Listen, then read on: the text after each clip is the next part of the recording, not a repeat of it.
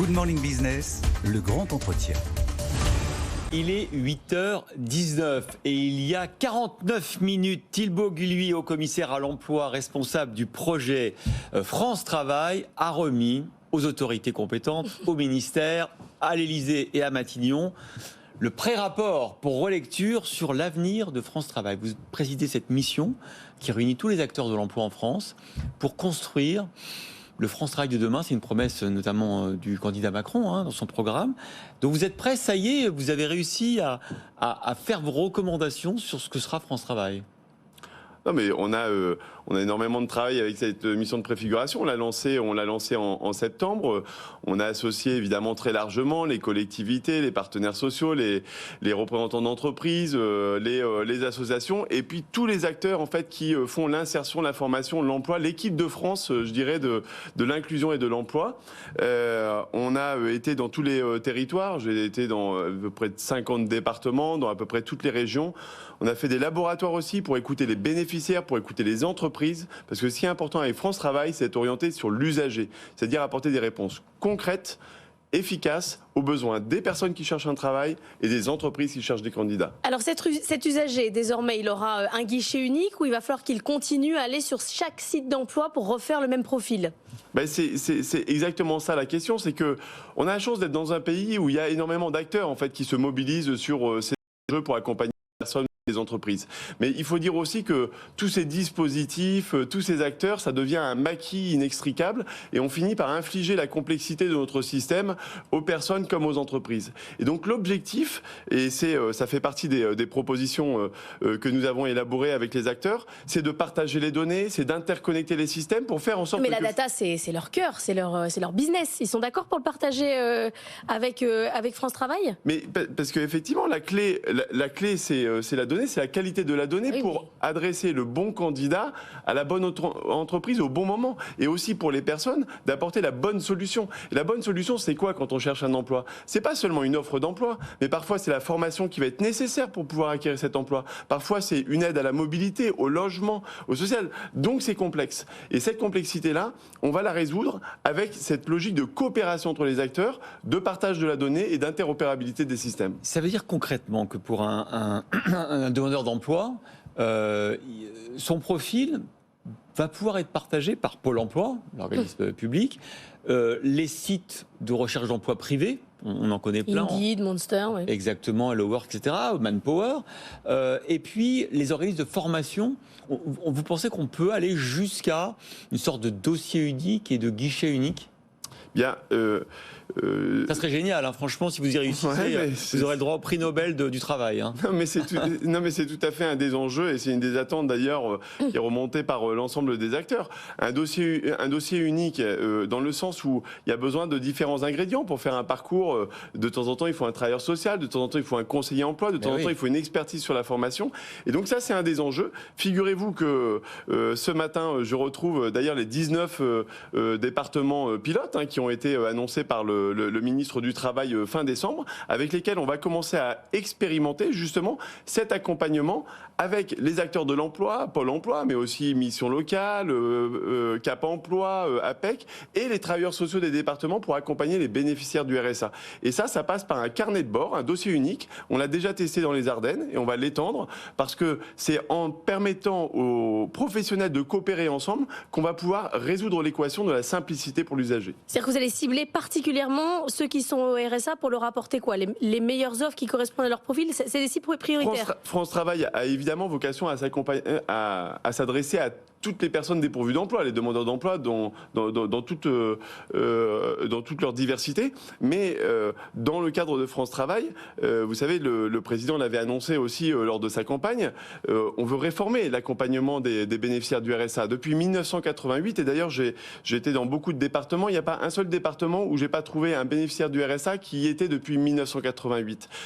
Faut quand même savoir que 7 ans après l'entrée au RSA, il n'y a que 11% des bénéficiaires du RSA qui ont retrouvé un emploi durable.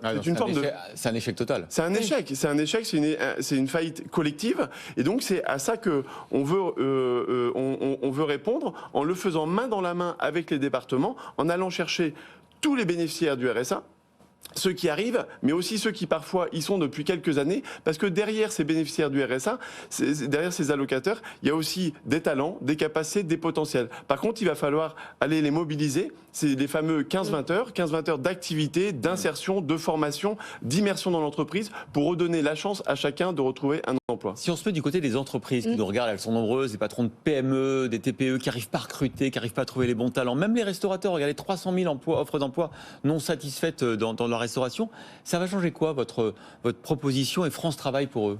Mais c'est le même enjeu. Vous savez, moi j'étais entrepreneur pendant une vingtaine d'années, et quand on est un patron de TPE, PME, parce que c'est quand même eux qui sont les plus nombreux à recruter, on n'a pas forcément le temps, on n'a pas forcément même un DRH ou quelqu'un qui va permettre de décrypter toute la complexité du système. Donc cette logique de guichet unique, c'est un petit peu la même chose. Et donc on a réuni les acteurs, des gens qui vont voir les entreprises, les chambres consulaires, les CCI, les chambres des métiers, les missions locales, les Cap Emploi, les Pôle Emploi.